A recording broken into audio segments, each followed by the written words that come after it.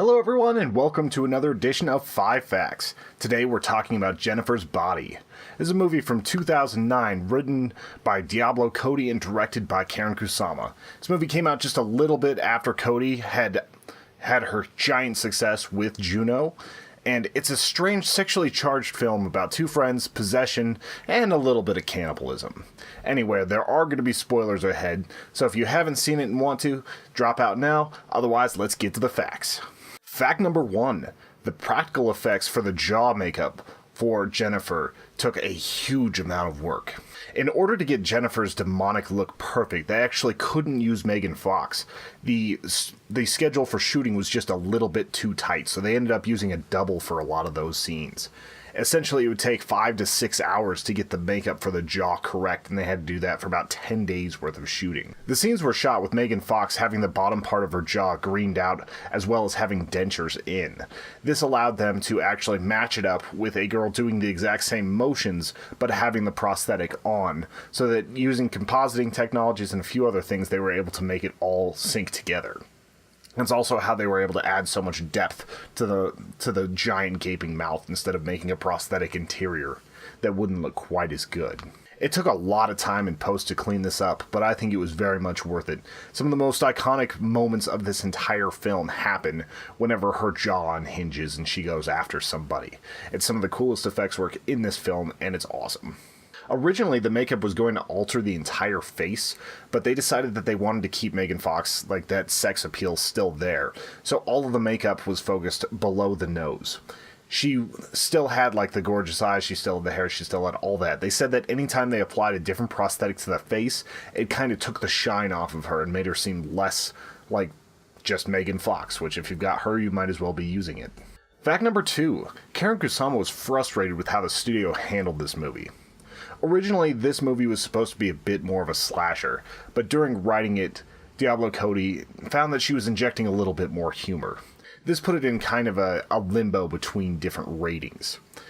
At a panel at the Stanley Film Festival, I was able to actually see Karyn Kusama talk about what they did with this film that she didn't like. They kind of mellowed it out in some ways, they forced it to be a little bit funnier in others, but most of what they mishandled was with the advertising. Like, the all-male marketing staff wanted to advertise this as just a straight-up, like, sexy movie. And although there are moments where that happens, that's not entirely what this movie's about. Like, it doesn't even really have all that much nudity. It's not like a Game of Thrones episode or something like that. It really has just moments where it gets really sexy, and you have Megan Fox showing off most of the time because that's her character. The marketing team decided to go heavy on that for the trailer, and they actually thought about having Megan Fox do Q&As on amateur porn sites. Karyn Kusama put a huge kibosh on that and made sure that Megan Fox didn't actually know that that's what they were planning to do. She didn't want it to hurt her reputation and hurt her future prospects as an actress doing that sort of questionnaire on an amateur site. Fact number 3, the demon that possessed Jennifer was closely related to the succubus. In Jewish, Christian, and Sumerian culture, they all had a type of demon that was basically a temptress that would steal either your soul, your seed, anything like that. And most often they were called a succubus. Like, the Latin root for succubus actually is kind of like a paramour, like a quick love. These succubuses would either sap the soul out of their victims or take their other excretions and do terrible things with them. Like, there were a lot of different things that would happen here. Sometimes it would leave the men a dead husk. Sometimes they would just simply end up having a wet dream. I think the most accurate and most fun portrayal probably came in one of the first seasons of South Park with the succubus there. You guys should go check it out. Jennifer was a lot more active than many of the succubus in normal lore. She sought out her victims, kind of hunted them, used her seduction, and fully went after them. In the lore of this particular movie, the succubus needs to feed monthly in order to keep her beauty, usually through the drinking of their blood. It's kind of a reversal of the menstruation cycle. Fact number 4, chocolate and other substances. There are a couple scenes in this movie in which Jennifer vomits up a bunch of nasty substances, and this was actually mostly chocolate syrup. So, as bad as it looks in these particular moments, especially whenever it's just like dribbling out of her mouth and everything, it's chocolate syrup, so don't feel too bad. The way they did the projectile vomiting was actually through a hose that went behind the ear and down to the side, and whenever they had that, they basically had her bite down on something and it would cause just all of it to eject outward. And I think that it was a little weird that they made it end up looking like ferrofluid, which you've probably seen in videos before. It's a black magnetic fluid that reacts with magnets. Basically, it's iron shavings. But if you see how it looks, it definitely looks very, very demonic there. Megan Fox said that she actually felt really bad because she had to just spray down Amanda Seyfried with this. And she was happy that she was the one that was actually doing the spraying, not the one being on the receiving end of it. Fact number 5. Devil's Kettle is an actual waterfall with a mysterious outlet. The town of Devil's Kettle is named after an actual water feature in Minnesota, where half of a river just kind of vanishes into a little culvert where it looks like it's going into the rocks. While it doesn't quite have the vortex that this movie set up, where it looks like a toilet draining down and everything, it does have a very similar effect where the water just kind of disappears into the rock. They've tried to figure this out with a lot of testing. They actually showed it at the beginning of this movie where they're dumping balls into it. People have dropped ping pong balls. Some people have said that they've dropped a car in there, but that seems mostly hyperbolic because it would be very hard to get a car to this location. But people who drop stuff in there never really see it again.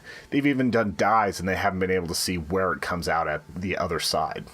It's still a little bit of a mystery. They think they're getting closer to it by saying that it would just basically go into a hole that comes out further downriver, because the river doesn't seem to lose a whole lot of volume, but that came out in 2016, a full 7 years before this movie was made. Jennifer's Body is an odd movie to me. It grapples between being horror and being comedy, and sometimes it grapples so far that it doesn't really do either of them very well. There are some funny moments, but it gets frustrating whenever you see that they're trying to inject too much like teenage slang into this. It just gets a little bit obvious. I would say that it occupies the horror space a little bit more because there are some gruesome kills in here. There are some really interesting ways that people have died, or even just the idea of a girl being abducted used in a satanic ritual for a band to get popular, which they ended up doing that a little bit because of how they were able to make a song based off of the fire that happens at the beginning of this movie. Its greatest strength probably lies in how it portrays teen issues, jealousy, sex, the intensity of teen girls' relationships, and so much more shine through here. The trailers make it look like it's going to be an absolutely graphic movie with lots of sex, brutal violence, and it has moments where it gets very sexual, but it doesn't end up being that. Like, the most notable scene from this is probably just a makeout session between Amanda Seyfried and Megan Fox. We're all grateful for this, but it's not exactly like the movie that was advertised. Karyn Kusama and Diablo Cody are both very outspoken feminists, so it's not really surprising that they would make this movie more themed that way and not give in to just making it an absolute, like, orgy-type movie. Really, though, it covers the underlying insecurity of Jennifer. She's victim to a host demon that makes her prey on men in order to feel like herself. She doesn't care what it does to her friendships, how it affects the people around her, how it affects the town. She only cares that she's getting what she needs. It's very greedy, it's manipulative, and in the end it's talking about a girl that basically has to consume in order to feel like she's worth something. She doesn't have the security in herself and in her body to actually just be herself. It was also a role where Megan Fox had to drop a lot of weight. She was only 97 pounds at the end of this, so it was kind of dangerous to have her even putting less weight on. It's not exactly my favorite film. I think the mixed reviews on this one are actually rather justified. It's about 50% on Rotten Tomatoes, around the same on IMDb, and like I said, I think that kind of fits. There are moments where it actually does really well, and then there are a few moments that drag. It's not going to be a movie that stands up to the test of time. I think that it works as far as just a popcorn movie that you can have some fun with, and I can recommend it for that. But otherwise, this isn't exactly required viewing like Rosemary's Baby or some of the other ones that are on this 5 Facts list. Anyway, that's all I have for Jennifer's Body today. So if you like this video, go ahead and hit like, share it with your friends, or if you really like to check out our Patreon page, patreon.com/humanechoes. Thank you all for watching. It really means a lot to us. I hope you have a wonderful week, and we will see you in 2 weeks with another 5 Facts.